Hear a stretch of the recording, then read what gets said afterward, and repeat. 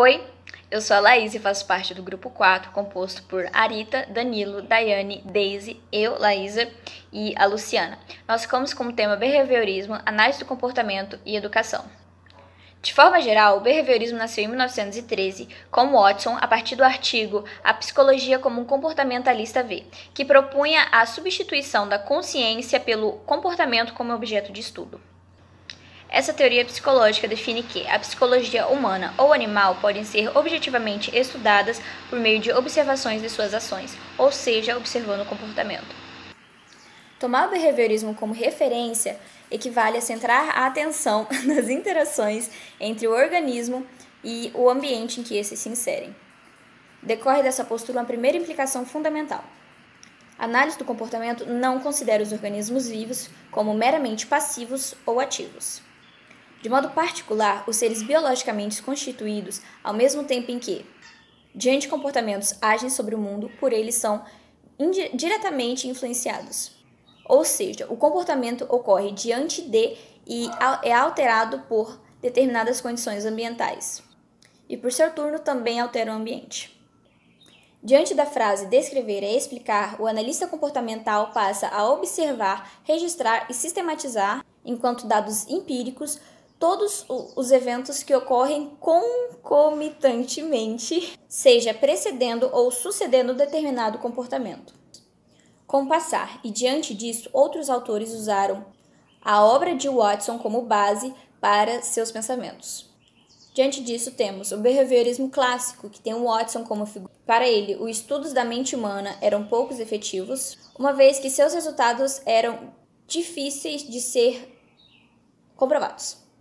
Temos o behaviorismo metodológico, que não é muito diferente do clássico e para alguns autores são até sinônimos. Um dos grandes marcos dessa corrente é a lei de Pavlov, também conhecida como reflexo condicionado. E o behaviorismo radical de Skinner, que retomou a cultura antimentalista, ainda que nunca tenha negado a existência dos processos mentais.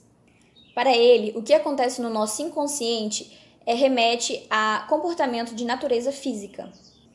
Em outras palavras, as emoções não dão origem à nossa conduta, pois elas também são partes integrantes do nosso modo de agir. A contribuição de Skinner para o movimento foi a criação do condicionamento operante, um método de aprendizagem baseado na promoção de recompensas e punição por meio de comportamento. Para ele, na verdade, nossa personalidade e nossa conduta têm ligação apenas com fatores externos. Você pode até pensar que é do jeito que é porque você quer, mas, segundo Skinner, você é assim porque foi recompensado para ser dessa forma. E agora nós vamos para o behaviorismo na educação. Olá, nós vamos estar falando um pouquinho sobre Skinner, e sua teoria do behaviorismo. Essa teoria, ela fala sobre o uso da observação.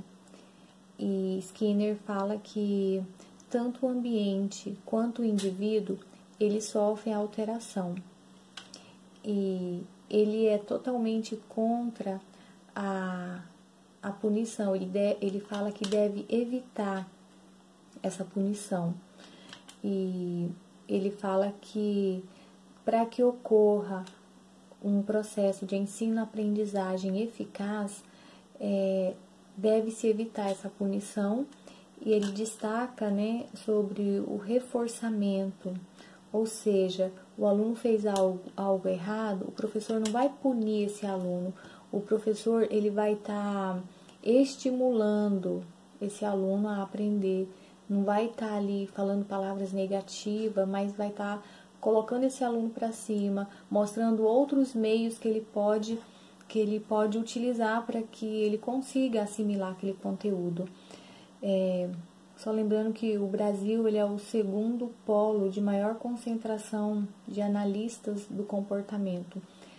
E ele acredita, então, no papel positivo, no estímulo que o professor deve dar ao aluno.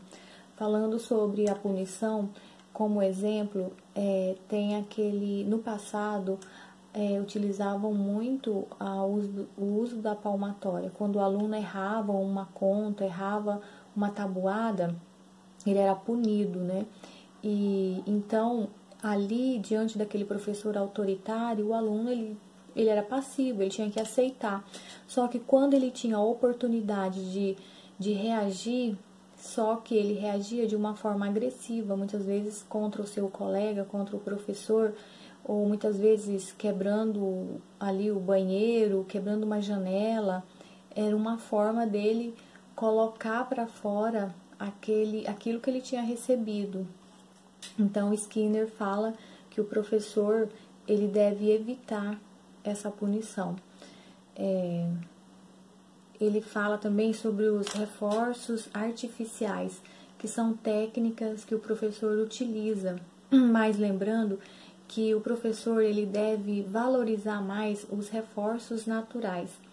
Esses são reforços para a sua sobrevivência, como, por exemplo, as cores do semáforo. O professor vai estar utilizando, vai estar ensinando o aluno o significado de cada cor, por que ele precisa entender. São coisas que ele vai estar usando no seu dia a dia.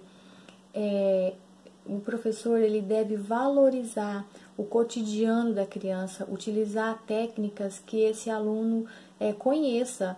Ele não pode, por exemplo, um aluno ribeirinho, o professor vir falar de metrô, talvez esse aluno nunca andou nem de ônibus, falar de cinema, shopping. Ele deve utilizar a rotina desse aluno, citar exemplos, colocar na sua aula.